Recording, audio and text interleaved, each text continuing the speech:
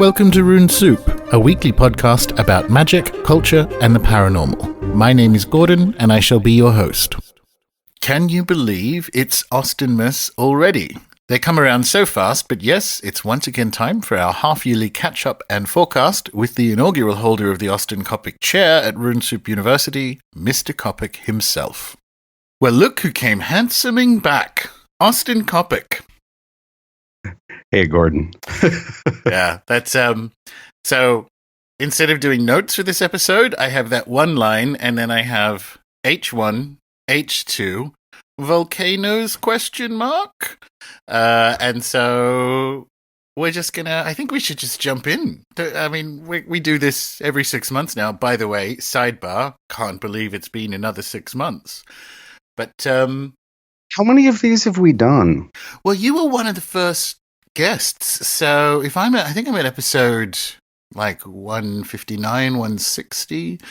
So yeah, 4 or 5? Is this the 5th? It might be the 6th. I don't know. But yeah, it's around there. Yeah. Yeah. Well, fingers crossed, 6th the best. But as you know, as we usually putting do, a lot of pressure on me here, Gordon. Well, it's you got to put your brand new fancy mic through the paces. Yeah. Well, I'll try to say lots of brand new fancy things. Exactly. Maybe something with, challenging consonants, lots of P words, something that test its popping. Right. All right. I could MISSI There you go. All right. Well, that's all we have time for. So, thanks for coming, everybody. Yeah. All right. Well, it has been quite the 6 months, just in general in the world, since we last spoke. But let's maybe go back over H1 and kind of line up some of the things that have happened with some of the space weather we discussed, and generally do that half-yearly review. Yeah, let's do that. I mean, we should start with Saturn, right? Saturn moved into Capricorn, I think a week after we talked and maybe a few days before you posted the H1 2018. And I feel like pretty much everything we said about that came true quicker than I thought it would. So there were, we discussed it in terms of the winter is here metaphor. And I think I made some attempt at being clever and said something about, noting the frost on the window pane before you actually get snowed in. And it was interesting to see the markets register the frost on the window pane a couple times, and then convince themselves that it wasn't there as soon as it warmed up a little bit. But there were a number of things of that Saturn and Capricorn quality that arrived more swiftly than I imagined. I knew the pattern, but I thought the pattern would take a little bit longer to become clear. Does that make sense to you? It does. It's also interesting to note now that the Northern Hemisphere is in summer, that it was a record cold winter for most of it, and in snow in places that, usually get it, but right into May. So, like, for a slow-moving planet, winter, you got snowed in the second you listened to the show. Like, it's it was actually physically a winter is here situation as well. Yeah, I mean, I don't do much astrometeorology or weather prediction, but the planets, the qualities of heat, cold, dryness, and moisture, which are attributed to the planets, are they're useful for doing temperament analysis, right? If you're sanguinic or whatever, but they're also used for weather prediction when people do that. And it was interesting. We had me being in the northwestern United States, also had a very cold spring. And that's it's difficult not to relate that to the Mars-Saturn co-presence in Capricorn from mid-March to mid-May, because there, Saturn is the coldest planet. Capricorn is arguably the coldest sign. And you had Mars, which is supposed to be providing the heat, the spark, the warmth, the combustion, in, cohabitating with the coldest planet in the coldest place. And it was like spring almost never started. We've got here. It's like it's as if we're transitioning directly into summer. Yeah, well, it's been fascinating to kind of, because I'm on the other side of it, and so far winter appears to be normal-ish here, but it's been fascinating to look at what's happened in the Northern Hemisphere. I obviously follow a bunch of regenerative agriculturalist types on YouTube and Twitter and so on, and it wasn't just in the US, it was all across Europe as well, where people were saying we still have frost into May, and then the next video there's sort of 1.5 feet of new grass, and you go, yeah, that's we only have 3 seasons now, it seems, where spring is irrelevant. Right. Well, spring is what people want most right now, right? People want the new beginning and the fresh shoots. Yeah. And that's not what's now. Although, I guess we're in that time where, the seeds are still viable, but they're largely underground. And they're not poking up so fast that they get cut down or frozen away. Cool. So, anything else we need to talk about in terms of viewing the SatCap impact in H1? Well, one of the things that I found historically is that a lot of people, a lot of famous criminals were imprisoned. I would say brought to justice, but I'm not sure it was justice in every case. But there were a number of people who actually went to jail and were imprisoned for various crimes. I started seeing it like within 3 days. I was like, oh, that case which had been pending for 4 years, now they're in jail. There's that whole Saturn giving what is due to people or what's coming. And that started happening. I saw the nice version of that too. I've seen a lot of people recognized for quiet, enduring labor, getting that back pay from Saturn, right? Saturn's very suffer first, maybe you'll get a prize. And so it's been nice. I've seen people being recognized for time they put in. People who had Saturn bucks to spend. Nice. which feel like lead ankle weights until you realize they're Saturn bucks, right? It does that. Getting what is due is the defining feature, I think, of world markets and about 60% of geopolitics in the first half of the year, which is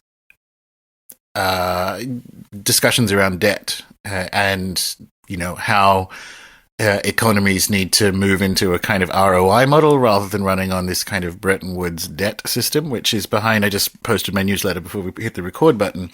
That's actually what's going on right now in the arguments between G6 and the game show host in chief, because they've had preferential access to the US consumer for 50 years, and there are tariffs and so on for American products going into these various markets. And the deal was the rest of the world acquiesces to American imperial expansion. And now that the policy has changed, people are looking at the actual books, what's coming into a country, what's going out, and that is informing the discussion. It's actually getting what's due in a really kind of ledger sense, in an old school double entry bookkeeping ledger sense. Mm-hmm. Yeah, that makes a lot of sense. There's also, and I don't know if we can capture this verbally with sufficient clarity, but there's also just a clear shift of turning a page and starting a new chapter in history. And I don't mean like a 20-year chapter. I mean, maybe it's 3 years, maybe it's 5 years, but another chapter where it just feels different. The pacing is different. The types of issues that come up for people individually and collectively are different. Some of that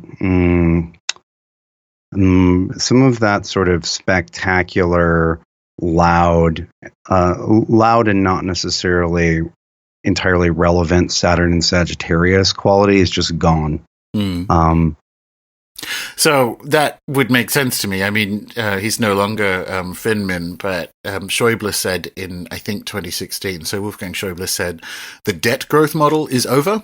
So it's not actually a Trump-specific thing. It's the world is looking at how people get things that are due. And that process, as far as I can tell from obviously the Armstrong models, will last for the next, well, to 2021. How long have we got SatCap for?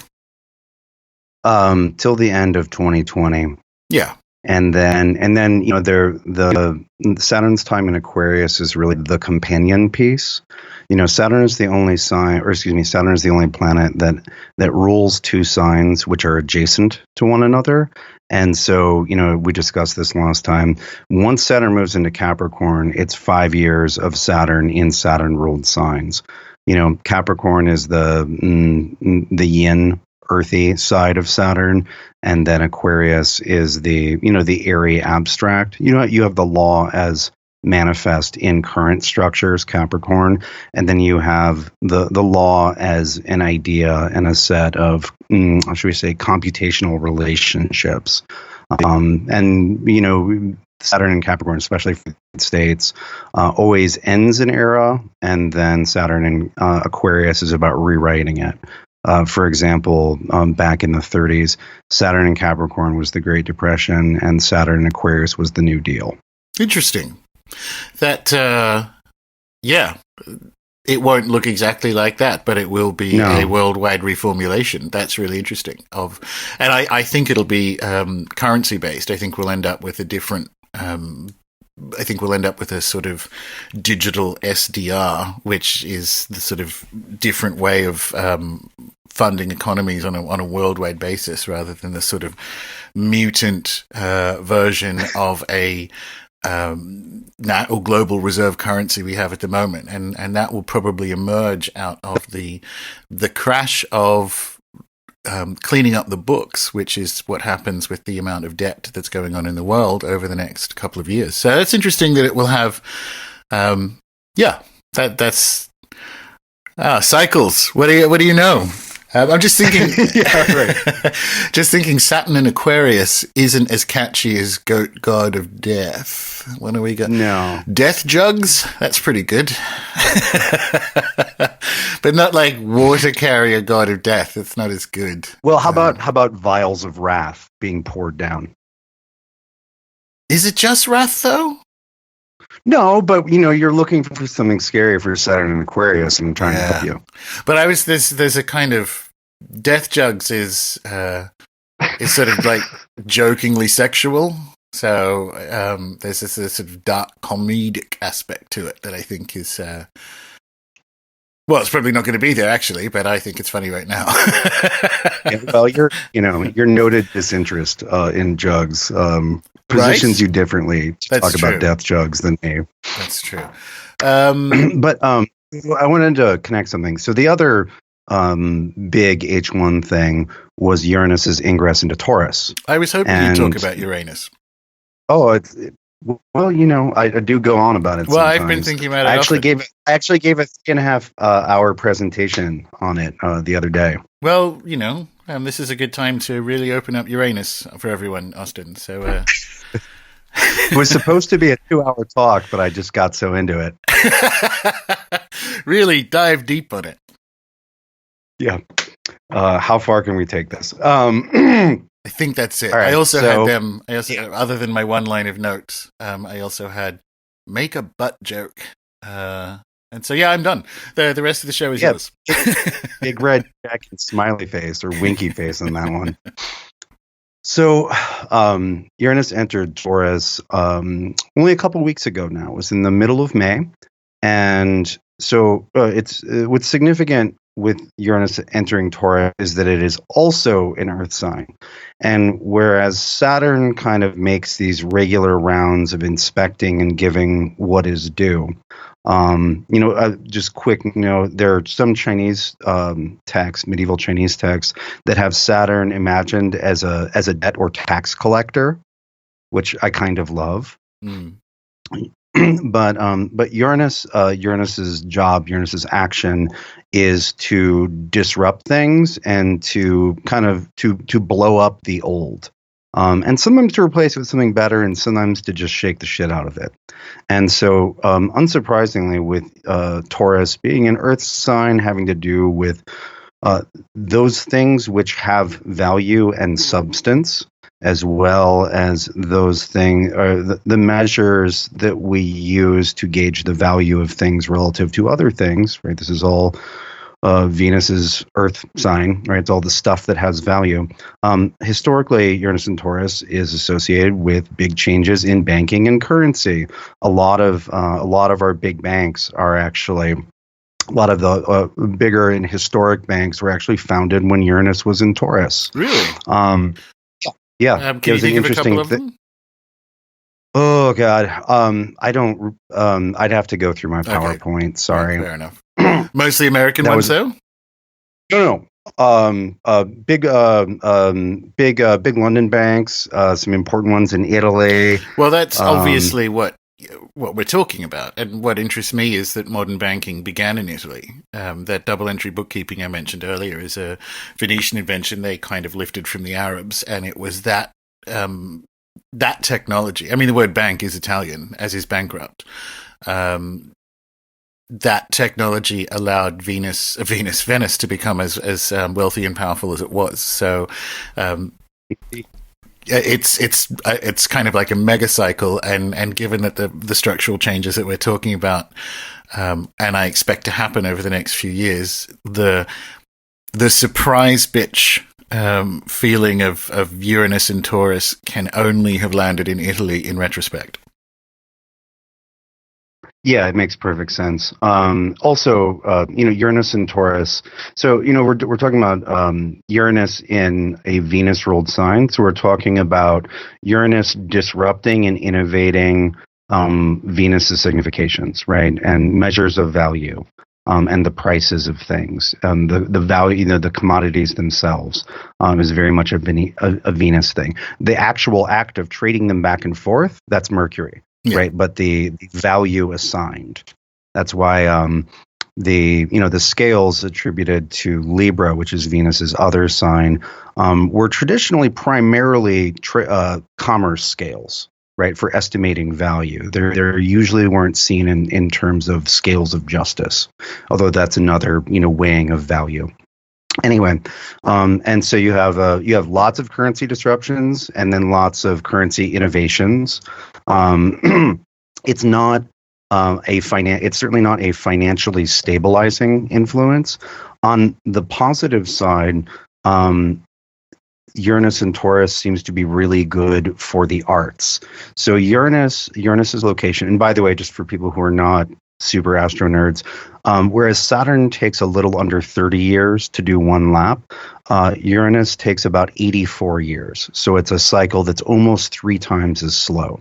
And so what Uranus, whereas Saturn, in a sense, is the slowly moving site of judgment and tax collection and providing what is due, giving out what is due, Uranus is the site of revolution. And so when Uranus is in Taurus, you get a lot of really good art. You get some of that romantic revolt against reason. That was actually one of the things that I experienced very strongly the first 2 days of Uranus's ingress into Taurus. So, when a planet enters a place, that also means it's leaving a place, right? So you have what's not here anymore, as well as what is now here. And Aries is such a fiery, diurnal, Apollonian, individual, sovereign sort of place. And Uranus there sort of turned all of that up. As soon as Uranus moved into Aries, we got the Arab Spring, and the cries of sovereignty have echoed around the world ever since. And the world that we live in now is the result of a lot of these revolutions, failed and otherwise, right? And so what's interesting is there's something, in that Aries it's solar, it's martial, it's very Apollonian, right? Sovereignty is a very Apollonian diurnal aspiration. Whereas what I felt immediately when Uranus went into Taurus was how yesterday's revolution to try to, how should we put this? To try to build the perfect kingdom, to try to figure out what is truly right and wrong. All of that revolution had become, in its own way, a sort of bondage, and that needing to judge everything and to how should we say, for everything to meet its highest ideal, that as a mode of discourse and a mode of thinking is its own trap. And with Uranus and Taurus, there's this sort of, strange, more Dionysian, earthy revolution. Like maybe the revolutionary thing is to not be right or wrong, right? I was thinking of that interview of Kanye West that you suggested that I watch. And I'm not a big fan of Kanye's political opinions, but I think he's an excellent artist. And so when I listened to him as an artist, he was talking about having room to say the wrong thing and having room to fail, right? And that without that space to experiment, no good art gets done. You might be right, but it's not good art. Does that make sense? I actually, maybe it's just me personally, but I feel there is a yearning for that, and the sort of things the things that have overstayed their welcome, which are that kind of, whether it's pseudo left or pseudo right, school momish kind of like, here's a thought I think you should have and absorb because it's valuable, just sort of evaporates. So there were some real clunkers in the return of Will and Grace that did not go well. And then obviously, because it turns out she's crazy, the reboot of Roseanne melted into air as well. And that was more so you had the kind of more DNC side of it, and then you had a kind of Trumpianism thing, and both of them, which were trying to be too heavy-handed with politics, are no more. But I kind of feel like you don't want to watch, you don't want to watch or read or consume this stuff anymore. And when you hit a show that kind of, it's almost like a Shakespearean aside to the audience. You'll just hit this moment in a creative work where they'll just turn and try to serve you this oatmeal. And you go, it just doesn't work anymore. It has no resonance. Yeah. There's something. It's as if the entire culture kind of caught this prescriptive ideological virus, and it's just kind of leaking out of everything. And I would say that the good thing about art, or the good thing about good art, is that it doesn't fix the interpretation into one thing that if you don't get, you are incorrect. Yes. And you will be judged. Yeah. And, we've all gotten terribly good at judging one another. And of course, I'm not talking about melting into some sort of non-judgmental, poop soup. That's undifferentiated awareness. That's not it. It's just, the other side of when things get out of balance, the other side of things becomes medicine, whereas it might be poison at another time. Yeah. But anyway, so with Uranus and Taurus, there's that. I was really happy to feel that because I saw that in the history, and I literally felt it run down the left side of my arm for about 2 days, and I was like, "Yes, this is good. We need this. I need this." And so, but the other very literal thing about Uranus and Taurus, it's the most disruptive planet in the sign that benefits the most from stability, right? Stable prices, stable currencies, stable values. That's how those things prosper, right? And so we have this essential dynamic of disrupting what would prefer to be stable, and that overlaps very literally with the Earth itself. I was like, I think Uranus and Taurus sure sounds like natural disasters to me. And when I did the history on it, it's absurd. Um, we've got like record holding natural disasters of virtually every kind during that 7 out of every 84 year slice of time. Yeah. So this is a really time, good Armstrong alignment, obviously, because right. Carry on. Oh, yeah. So like 30 last time was like 1934 to 1942.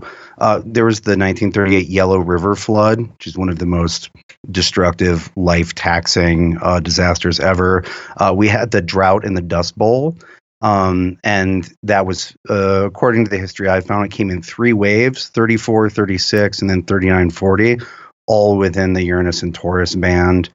There's, if we have to jump back to 1852 to 59 for the previous one, a lot of Mexico City got destroyed by an earthquake. The Great Fire of Newcastle and Gateshead in England. I don't want to berate it, but there are a lot of record holders. And it's weird weather. It's one of the things that I thought initially when I started thinking about Uranus and Taurus last year and doing a little research was that it would cause grain and commodity prices to be really volatile, because that's weather directly impacts what you can grow. And I think we were talking about this maybe a month or two ago.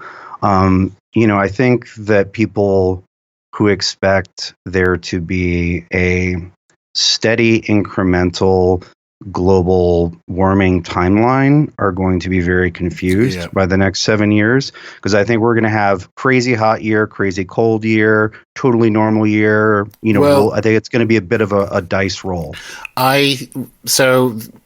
The Uranus-Taurus thing was the most, when we spoke at the beginning of the year, actually, end of last year, was the most interesting one for me for a bunch of reasons. As we said, I think some of the longer cycle stuff lines up better with Armstrong than he realizes.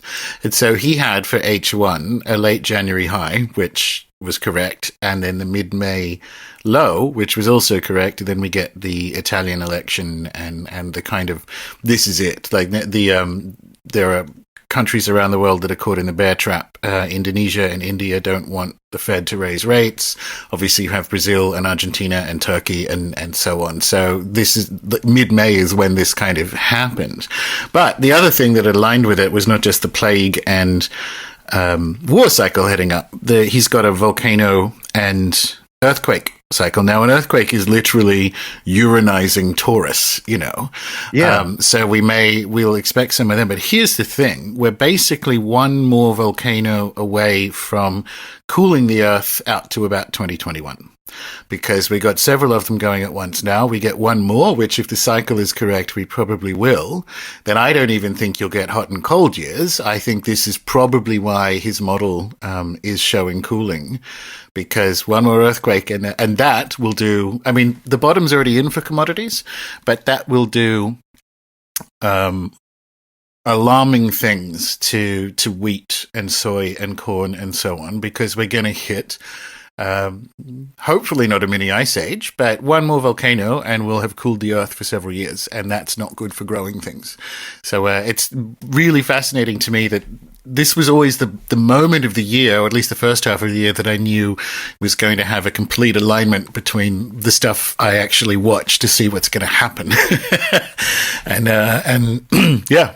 that was it. So I'm betting on cool out to 2021, not even hot and cold, but it's certainly not hot. So if people are expecting, we'll still get the fraudulent UN version of reality at the end of the year that it was the hottest year ever, and people will maybe forget that they were in waist deep in snow in May. But one more volcano and we've cooled the Earth. It's interesting. And I think we're gonna get it. I was. So when a planet enters a sign, a slow-moving planet, you usually get you get a rash of signs. You get the what do they call it? The sizzle reel of of what this is about. And I was pretty not happy, but I was very satisfied with, oh, there's an ongoing eruption. You know, there's an ongoing eruption in Hawaii in the week leading up to the ingress, and then the day after the ingress is when we had the big explosion when it blew, and I was like, okay, that's literally the cherry on top. That's, you know, it's you couldn't ask for a more literal Yes. incarnation of that symbolism. And so, you know, when we're talking about Uranus and Taurus, we're not just talking about something that happened in May. The rest of the year's configurations hinge on Uranus and Taurus. We basically, you know, there's a lot of stuff, right? There's always a lot of stuff if we want to get granular. The two things that stick out is that Q3, we have Mars retrograde. And that Mars retrograde is configured really tightly to Uranus and is going to be activating it multiple times. Q4 is the Venus retrograde.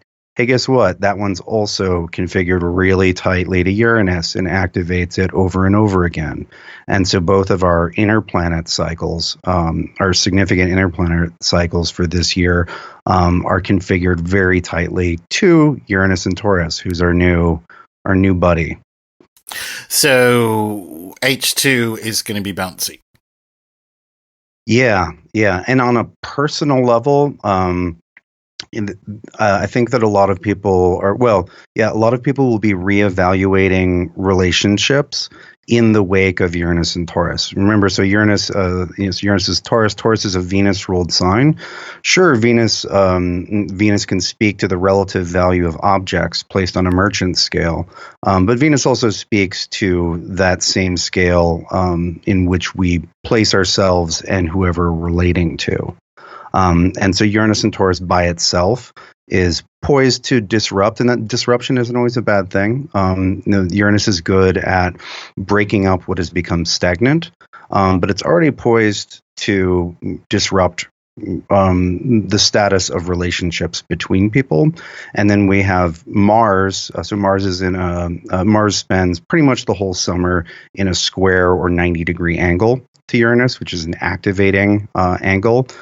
So we have the martial side of that, and then we have Venus, which goes retrograde opposite Uranus and Taurus, and that's the first half of that's a lot of Q4, and so that Mars Venus sequencing is certainly it's going to be challenges for people in the way that they are used to relating, which is not necessarily a bad thing.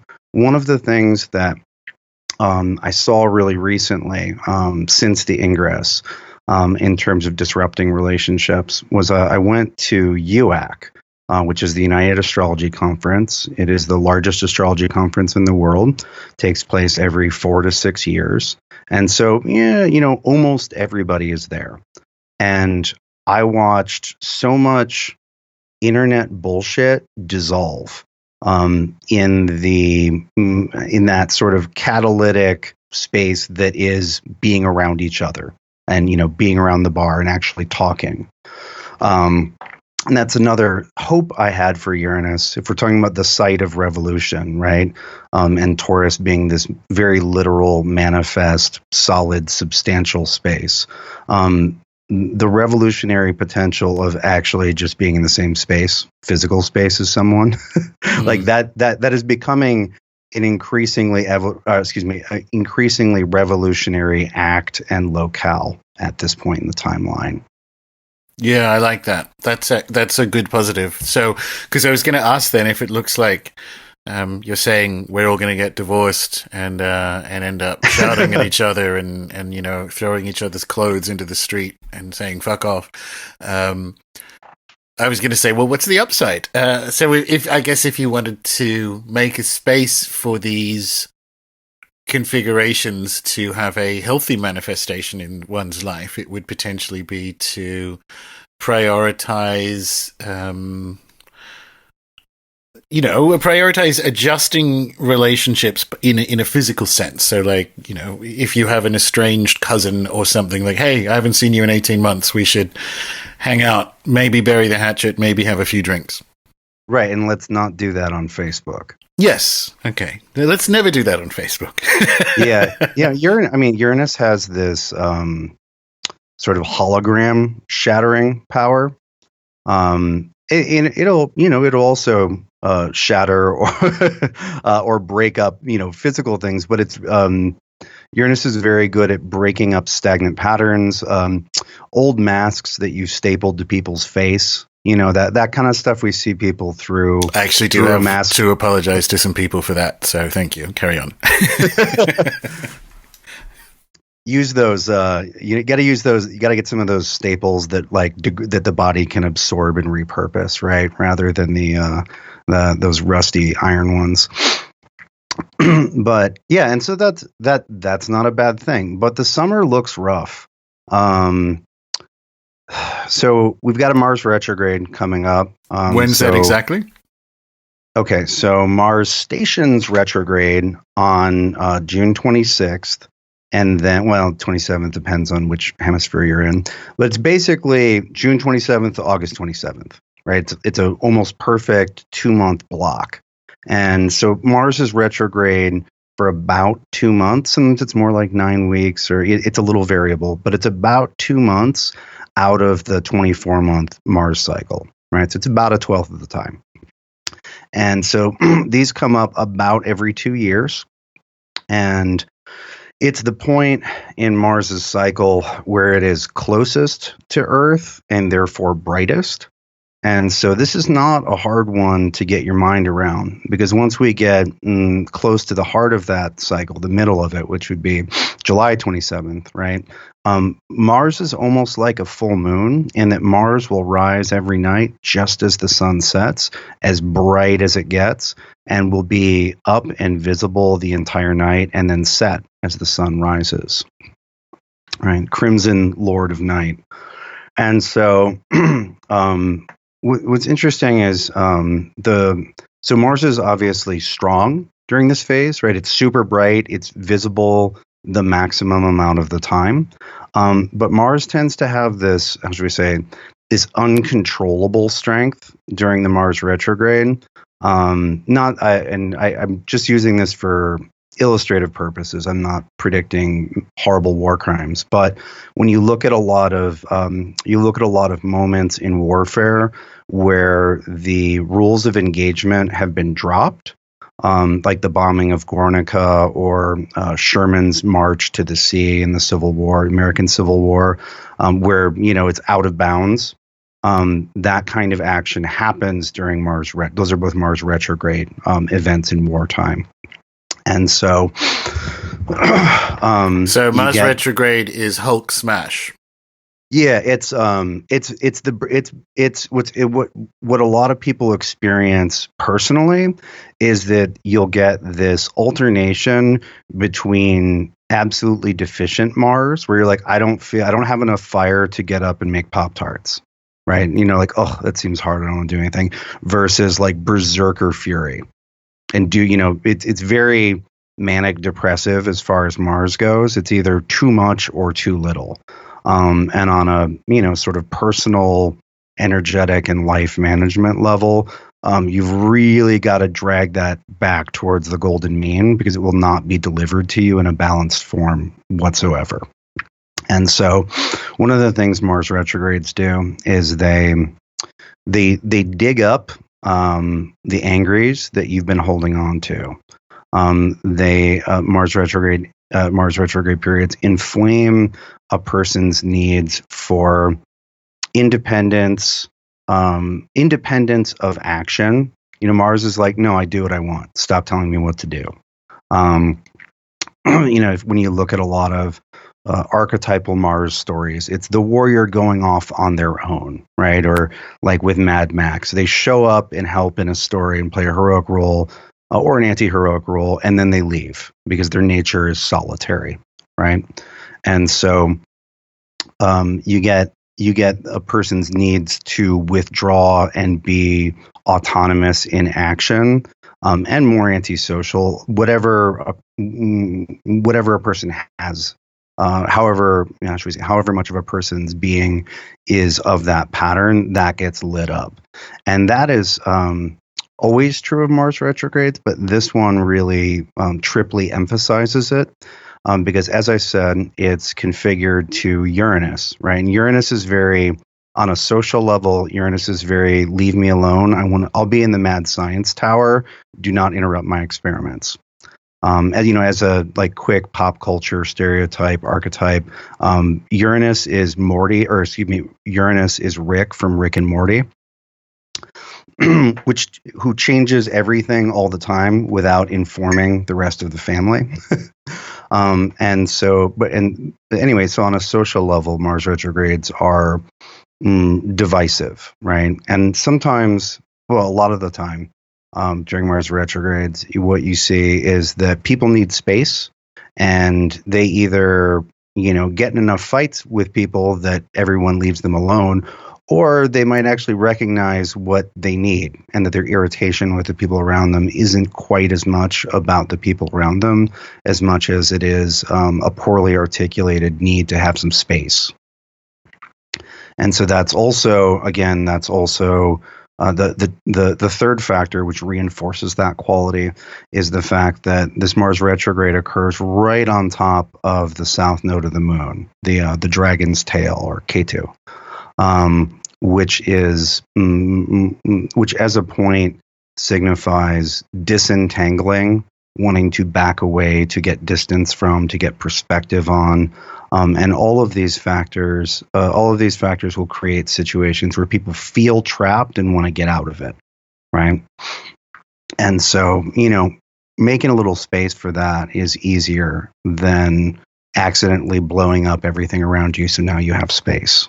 Yeah, that's so over the summer, for people listening, anytime after June 27, when you start getting in arguments with the family, just say Mars retrograde, Uranus South Node, let's all go to separate rooms.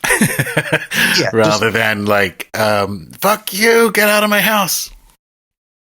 Yeah. Your first, the first aid should be like the first cure is space. See if space actually doesn't fix it. Good to know. Yeah, these they it's Mars. And so retrograding through what? Okay, so Mars stations retrograde at 9 Aquarius, and that'll be where it is for most of the time. But Mars makes its way back into Capricorn, and so it doesn't come all the way back to Saturn, but we get another month of that lovely Saturn, Mars, Pluto in Capricorn, triply armed goat god of death thing that we got a taste of. That's late July, August, is it? Or no, that's late July? Yeah, that's more August into September. Okay, right. Because Mars stations direct at the end of Capricorn, and so when Mars slows down enough to stop, it's moving really slow and will be in the same couple degrees for a very long period of time, and then it takes a while from our point of view for the planet to get moving again, and so. Even though the actual retrograde is about 2 months, there are about 2 months on either side of that 2 months where Mars is in the same degrees. Whenever you have a retrograde, Mars goes back and forth over the same portion of sky, the same degrees. And so even though it's not there's no apparent retrograde motion until the end of June, Mars is in the territory that it's going to come through 2 more times already. Right. And so if you're smart, you can see where the landmines are and what issues might get inflamed and not be caught unawares.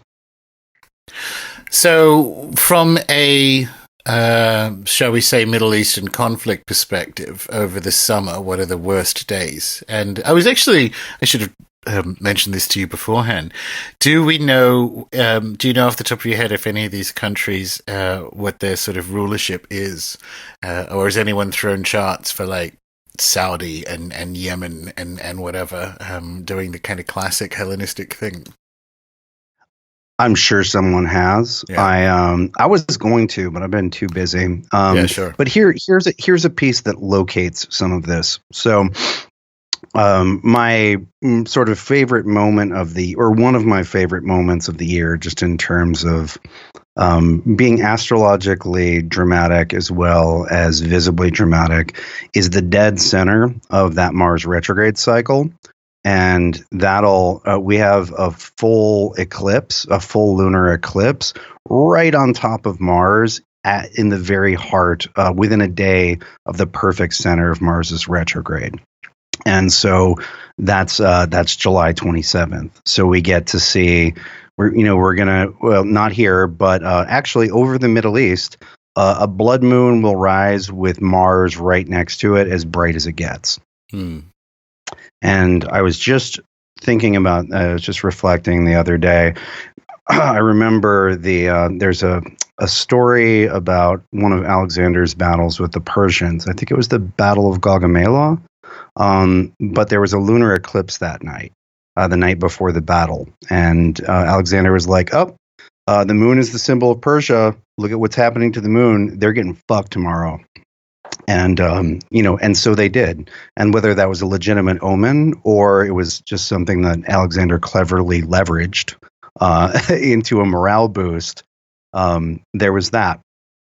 And so, I mean, it looks pretty ripe. It doesn't look good. So over this, if none of what's going on there at the moment is what we would call good, but in terms of looking at H2, the worst from a space weather perspective, the worst time could potentially be the end of July. Well, so yeah, that's on a you and me on an individual level, that's definitely the biggest. That's the fire from the sky moment.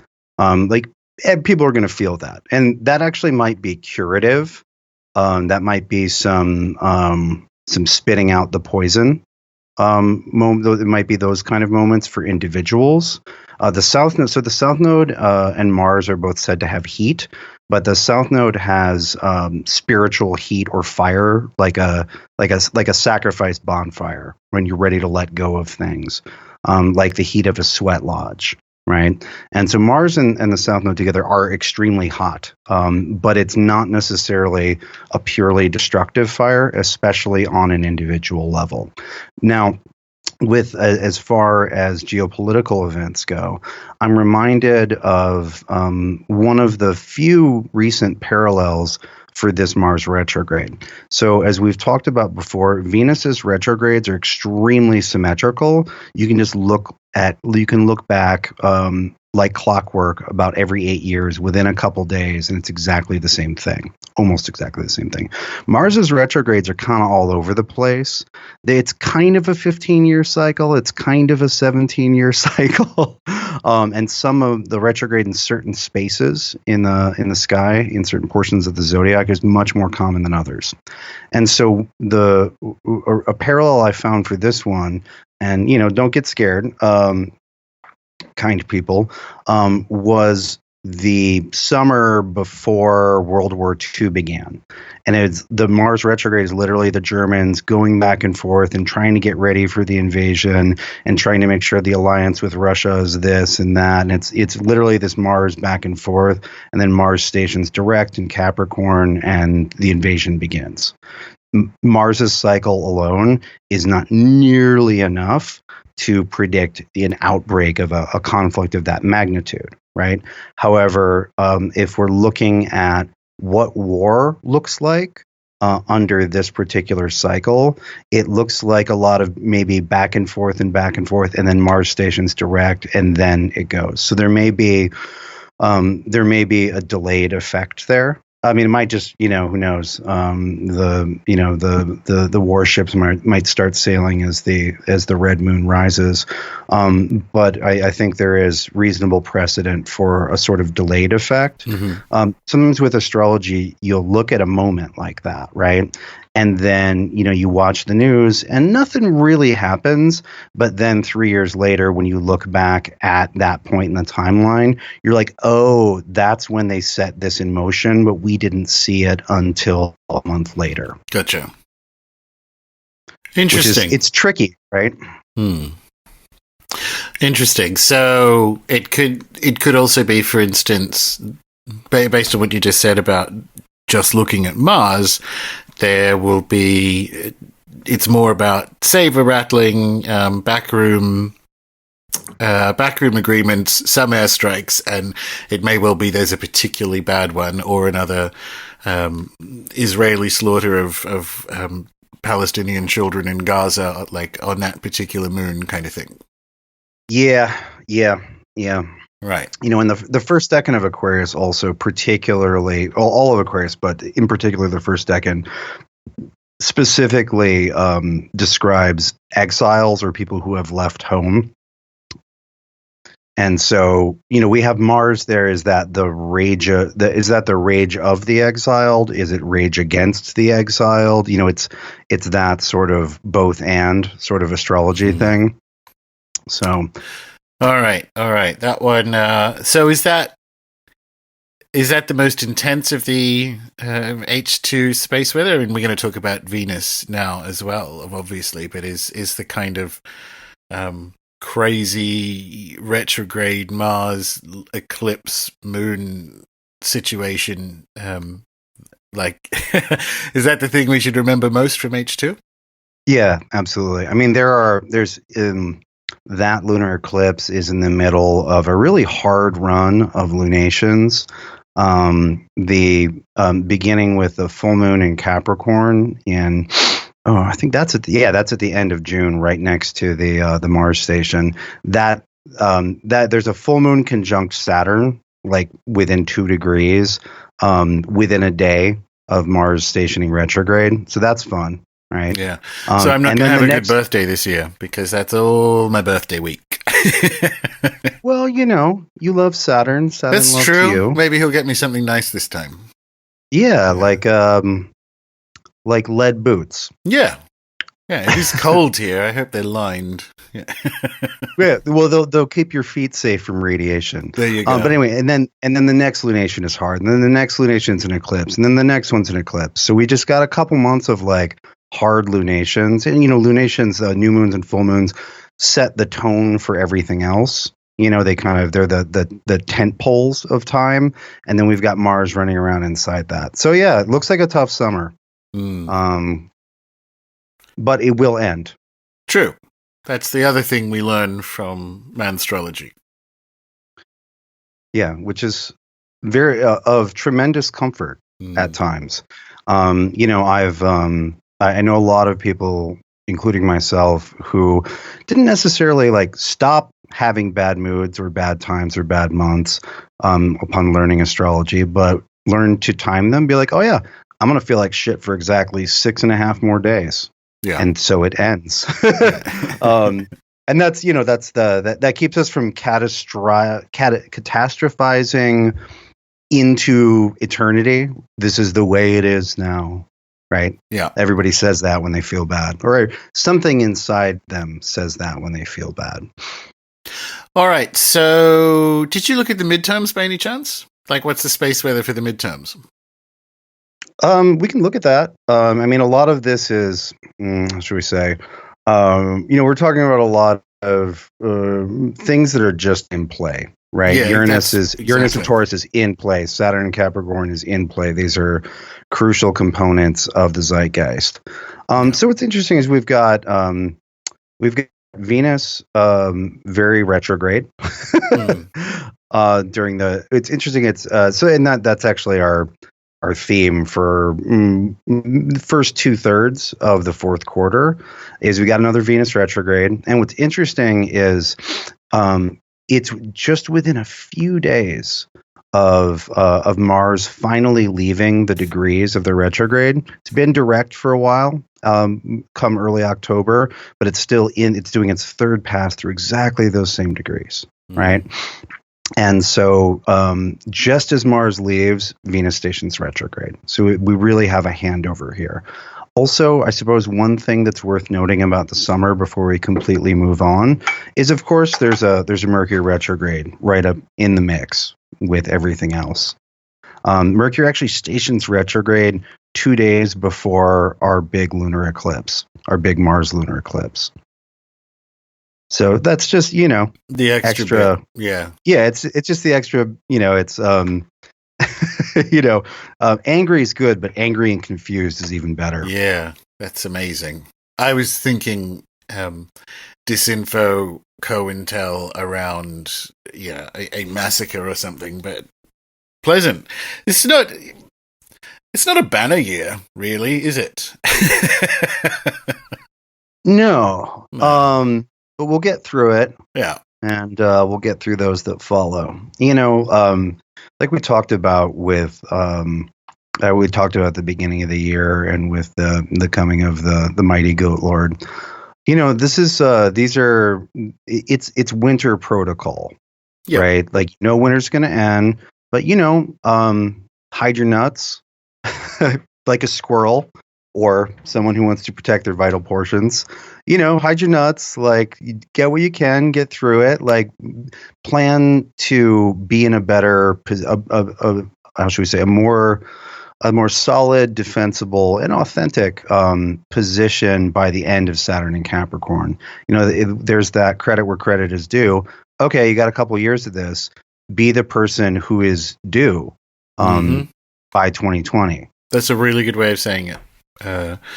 And it's, as you kind of say, at least you have the visibility over it, and it can kind of grow up and stop having either an immature whining response or the assumption that it's going to be like this forever, or it's the end of the world, when probably isn't. And they are big structural changes, as you say, Sat Cap, Uranus and Taurus, and so on. So. Well, and that Saturn in Capricorn as the end of a 200-ish year era, right? Yeah. Like your chaos protocols. It was handbook for the apocalypse or guide. What was there was an apocalyptic subtitle, right? Yeah. So the chaos protocols are for now, is what you're saying. Yeah. Chaos protocols apply. Yeah, this is, it is, and I understand why people when they tune in, they get an apocalypse feeling, because it is the end of we're coming to the end of one way of doing things that we've been doing for the last 2 centuries, right? And it's really obvious that it's not working very well anymore, but it's hard to live through historical transitions. And so, but, at the same time, don't let the vision of an era ending. Don't confuse the Revelations vision with how much less dramatic it will be when it's played out physically. Yeah. Does that make sense? Yeah, absolutely. Absolutely. I echo that 100%. All right. So we were talking about Venus. Yeah, so Q4. So Mars basically just hands right off to Venus. And not only do we have this handing off timeline-wise, we also have the fact that their 2 retrograde stations are exactly 90 degrees apart. And so if you have a planet at 9 degrees of a fixed sign, it's going to get nailed. It's going to get introduced dramatically to both of them. That's a lot of, if you have, if you're born around May 1st or February 1st or August 1st or around Halloween, like that's, these have your number. And that doesn't necessarily mean it's a bad thing. It just means that the storyline will probably not be optional. You don't get to not play, but you could play well and win big, right? And so they're configured that way, and they're both configured to Uranus too. So so Mars retrogrades, digging up all the old landmines, flaring up, sort of back and forth between berserker mode and couch mode. So Venus retrogrades give us some of the same. Oh, and by the way, so Venus stations retrograde at 9 Scorpio, and so Venus retrogrades have a similar back and forth quality, but it's much more love-hate, like dislike. And there's with Venus retrogrades, there's this interesting kind of peeling back layers of the heart where you're like, by the end of it, you'll know how you really feel about this person, this thing, this life choice, this place, whatever it is. But it's Venus retrogrades are about kind of taking apart your idea of what you like. You're like, our actual pleasures decay quickly into ideas of pleasure. We're like, oh, I like doing this, I will do this now. But we're not really necessarily being present with that person, that activity in the moment. And so Venus retrogrades, which occur once every about a year and a half, are about peeling back all the layers and finding out at this point in time with who you are now, what do you really care about? Right? We're talking about Venus and value, right? What's really valuable to you? What makes life worth living? Because Venus is that wholly valid, but also deeply subjective weighting of the scales, which we do, which makes life either worth it or not, right? And that has to come from within rather than without. Mm-hmm. And sorry, carry on. No, go ahead. And when does she head back in the right direction? All right, so it's basically beginning of October to mid-November. And what's funny is right in the middle of it, just like with the Mars one, we've got a big full moon. We've got a big full moon almost precisely conjunct Uranus in Taurus, opposite Venus and the Sun over there in Scorpio. So we've got like a perfect lunation right in the middle, and that's October 24th. So like 2 weeks in, 2.5 weeks to go for Venus's retrograde. And so, like I said before, Venus's cycles are incredibly predictable. And so this one, it has its own characteristics. It's, housed in the context of this year. But there will be very similar themes to the fourth quarter of 2010, to the fourth quarter of 2002, to the fourth quarter of 1994, back every 8 years. Mm-hmm. And so, I was thinking about this. I wrote my first book length project during this Venus retrograde almost 8 years ago. And I've been getting a little itchy to like do a book thing again. And so I'm thinking I should probably clear space ahead. Yeah, it's good. Yeah. Or else I'm just going to, blow up what I'm doing so I can do that. Sure. Well, the space weather's there for that. Okay, so is that advice for, well, not advice, one possibility for people listening is to look at Q4 2010, etc., and go, well, what was going on then, and can any of those things be turned into a goal? Yeah, well, yeah, exactly. And you can also look back at, okay, so this happened last time. I ended up playing this game. Venus retrogrades, a lot of times it stirs up relationship stuff. And so, if you didn't like the game that got played last time, what are your moves this time? Right. And my very simple but usually useful piece of advice for Venus retrogrades is don't assume as the feelings are getting sorted through you that this is Inanna's descent into the underworld, right? Don't assume that that any one thing that you see or feel there is the way it is until it's over, right? There's the way that these work experientially is it'll be like, oh, I forgot that I loved this. Oh, I really hate that. I don't want this in my life anymore. And sometimes it'll be the same object, which has both feelings applied to it, because our actual experience of things is not like or dislike, right? The heart is not a Facebook button. There are 18 layers and shades. And so not to like decide a weekend that, oh, that's the way it is. That's how I'll relate to this person. Like, let the process play out. You can participate in, you can enjoy it, but don't sign any contracts of the heart in the when it's ongoing. Very cool. Anything else on Venus, or should we? I think that's probably good. We got a little bit more that I have to say, or I will be remiss. So on the day that Venus stations direct, November 16th, Mercury stations retrograde. So there's some sort of upside down relay race going on this year, or in H2 anyway. Yeah, the gods have really had a very good time designing this one.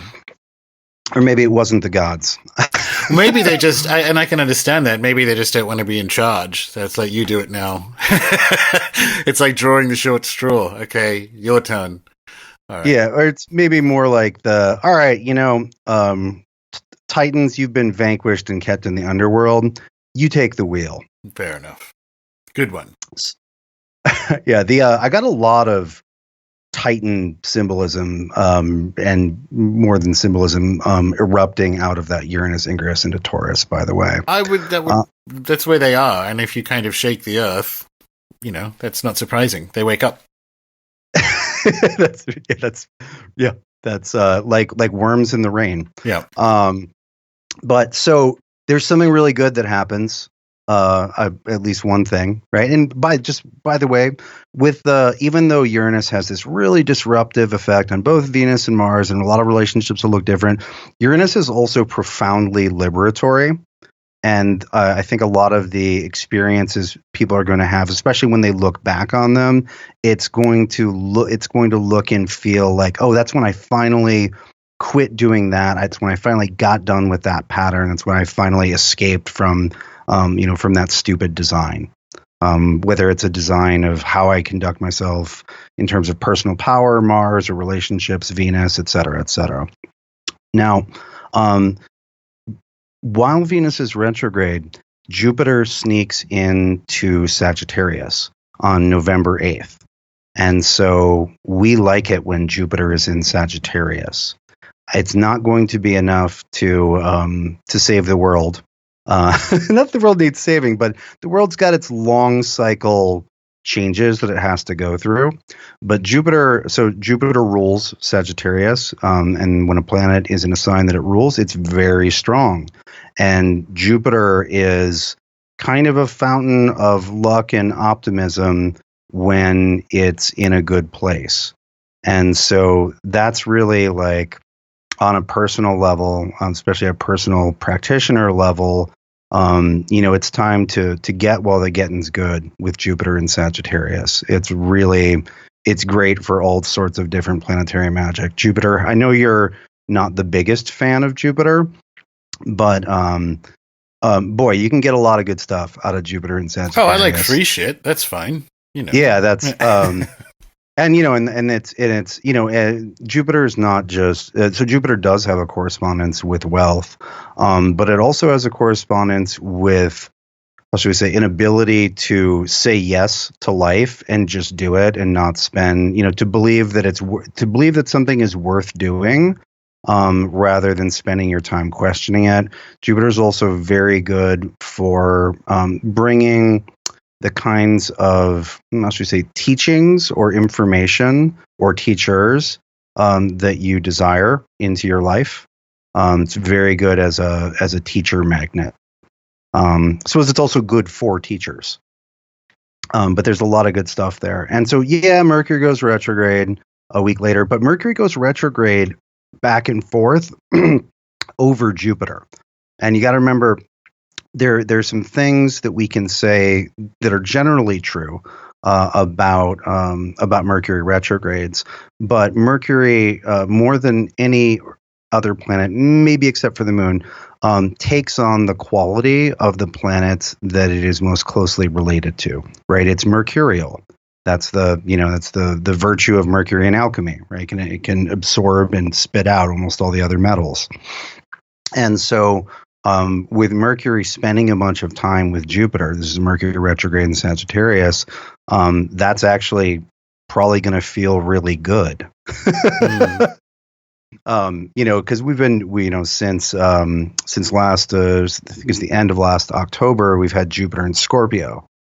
And Jupiter in Scorpio will help, but Jupiter in Scorpio is like, let me take your poison and help you transmute it into medicine, or at least detoxify it, or let me help you spit that out, right? And so it's like brought out a lot of the, cultural poison. But Jupiter And so we have sort of positiving a negative with Jupiter and Scorpio, whereas with Jupiter and Sag, we're just kind of doubling down on the positive. Interesting. So what is, I'm just trying to think about what that would practically look like, a Mercury flavored with Jupiter. Is that like past teachings that, read an old book that you actually, that was, either informative for you or even better yet, that everyone else thought was good and maybe like, no, I didn't get it. Yeah, or it could be like, I felt a lot better when I was doing yoga. Maybe I'll start doing that again. Right? Well, because I sort of wonder, when you were talking about, a bunch of stuff, but in particular the Uranus in Taurus and old patterns and so on, it's sort of like, well, disrupting the physical is, especially if you're heading into Mars retrograde, it's an opportunity to assist with things like quitting smoking or, disrupting old physical patterns, and then maybe thinking very seriously about some sort of regular exercise over the summer, because you will be up and down from an energy perspective. Right, and regular exercise helps moderate that. Yeah, you'll burn off the excess and bring up what is deficient. So this almost, if you look at the different configurations we're discussing, it's almost like on an individual level.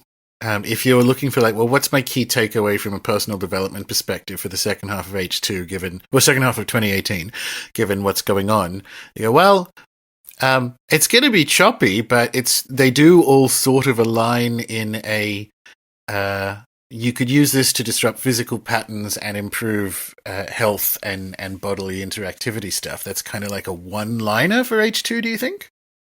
Yeah, I think so. Well, and I think you really seized on it with the question is what could be usefully disrupted, rather than how do I root so hard that nothing can change my position? Because then you're in a fight with the elements, and you'll fall down the stairs and break a leg, and you'll be like, Uranus.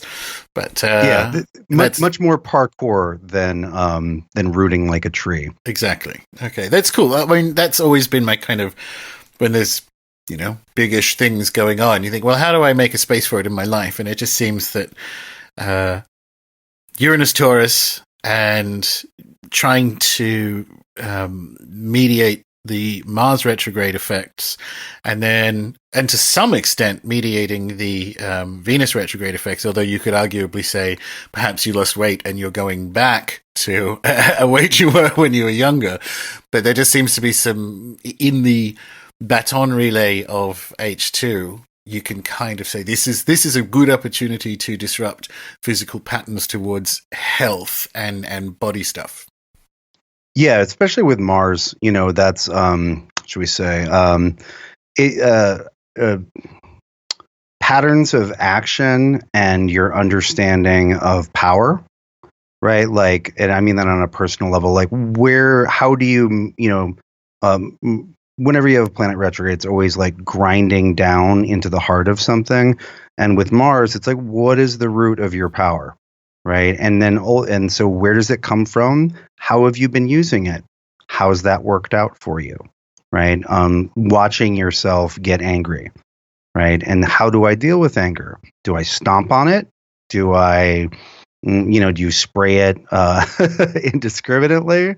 Right. It's about like taking apart your combustion engine and looking at those processes of ignition and hopefully getting, retooling things so that you're not wasting energy and you're also not sloshing gasoline. So one thing also, just real quick, because it happens every time, Mars retrogrades, a lot of times if a person is erotically attracted to men, a lot of times old dudes show up. I dubbed this the Duderang phenomenon. It's just like that guy from 5 years ago suddenly is all up on your Facebook business. I wrote about this before one of the retrogrades a couple years ago, and I got slews of emails of people who are like, oh God, the Duderangs. I'm just, I'm dodging them as they come back. And I also, a friend of mine was like, dude, I think I'm a duderang. I just can't stop thinking about my old girlfriend. Because I was going to jump in there and say, all right, well, that's good advice for gays and ladies out there, but also for others. It's like, just be aware that the compulsion to deuterang will increase during Mars retrograde. Well, and that's part of, in order to change an old pattern, you have to be exposed to it fully. Yeah. Right. Same. And we get the same thing with Venus. There are certainly men who play the role of Venus and women who play the role of Mars and then everything in between. But like, just sort of like on a easy 80-20, a lot of the times with Mars, it's dudes. A lot of times with Venus, it's women. But you have a coming back to old relationships thing, which I see very consistently with both. Fascinating. All right, so we were talking about Jupiter. Are we anything else to add to that? Because that was November. So any more Jupiter and any more December? Well, and December pretty much plays in it. That's the flavor of December. And what's interesting is if we look just a little peek ahead into the beginning of 2019, our eclipses have shifted. And so, we've been doing this Leo Aquarius set of eclipses last year and this year. And we get our big lunar eclipse over the summer is in Aquarius. And whereas the beginning of next year is eclipses in Cancer and Capricorn, and that means eclipses next to Saturn for a solid year and a half, and that will be its own dynamic. That is when the zombie banks and the furious ghosts of history not yet settled. It's South Node and Saturn. It's, in a natal chart, like it's like, oh yes, problems with the ancestors going back more than one generation. Right. Because I was going to say, to keep it back on Game of Thrones and Winter is Coming, this is the point where after the first round of deaths, they all get resurrected and the zombie army grows. But if it's further back, Yeah, I would say that the Cancer Capricorn eclipse is South Node on Saturn. That's very much the White King heads south. Because it's weird. You said, I forgot the name. It was White King. I'm like, that's fascinating because one, I did, and two, a lot of that, as you know, but we won't talk about here, is I'm personally going to have an interesting 2019 by the sound of it. South Node, Cancer, Jupiter. Interesting.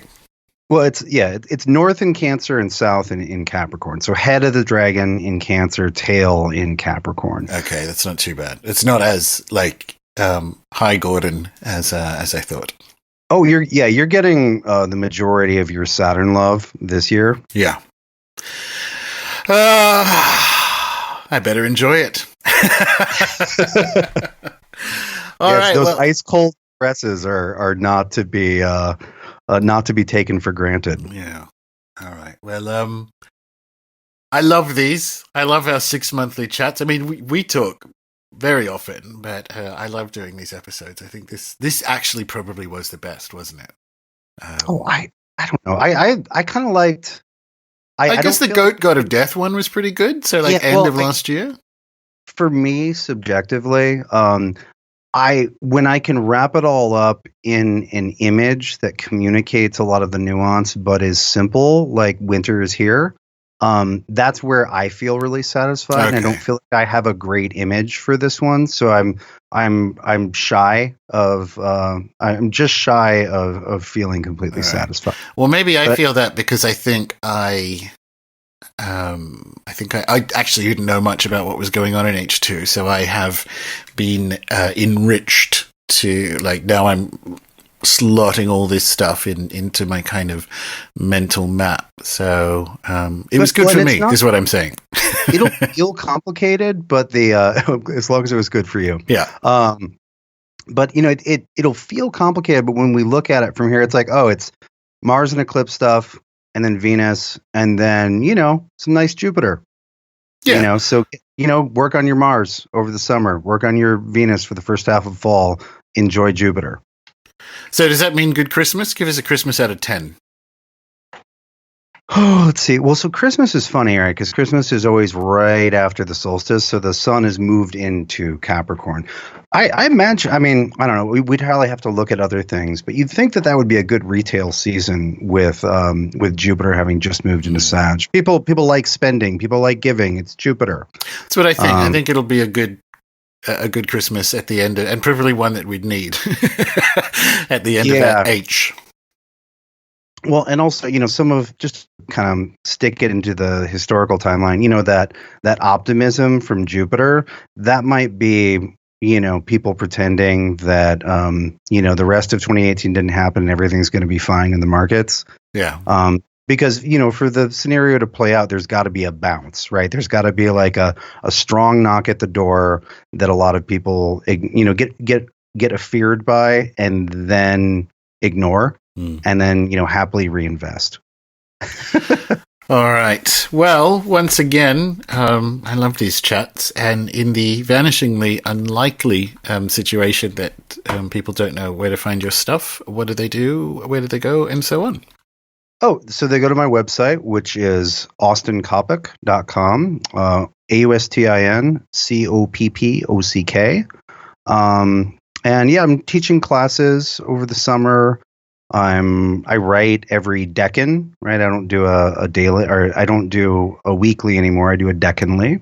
And I will have achieved all 30. I will have gone through all 36 here in a week and a half. I'm writing the last one right now, which is kind of exciting. But yeah, I should promote this.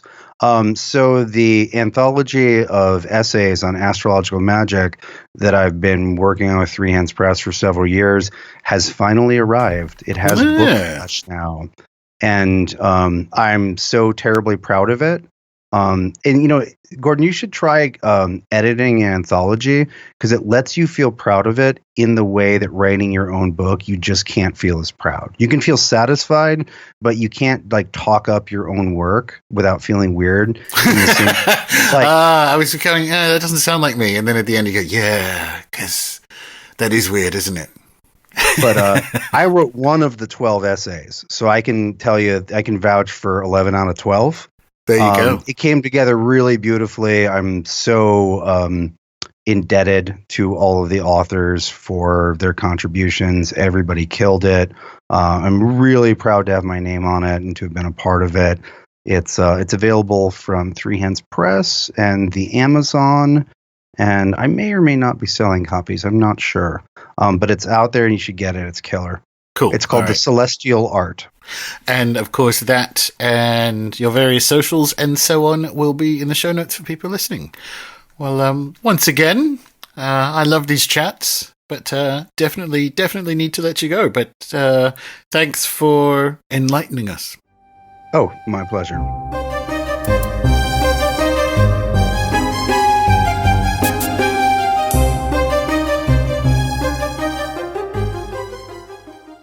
So, the good and the bad in the H2 forecast, as far as I can tell, are bad. Even without the July eclipse, the inner planets have a rocky story to tell, particularly when they're viewed alongside what the outer planets are already doing. The good part of that is that the story they tell isn't all that complicated. So I know a lot of you already do this, but if you don't, it really is worth putting, in this case, the Mars and Venus station dates into your calendar. I presume you already do that for Mercury retrograde anyway. And then give yourself, once you've done that, about 10 minutes to think about what sort of outlets or spaces you can make for these particular movements in your own life. As Austin says, work on your Mars, then work on your Venus, then enjoy Jupiter. Speaking of enjoying things, if you enjoy the show, please do share it around with various metaphysical nerd types. Subscribe on YouTube or in your favorite podcatcher. Reach out via runesoup.com and the Runesoup Facebook page. And find me retrograding through all your rants on Twitter, where I am Gordon, Gordon_White, WHITE. Until next time.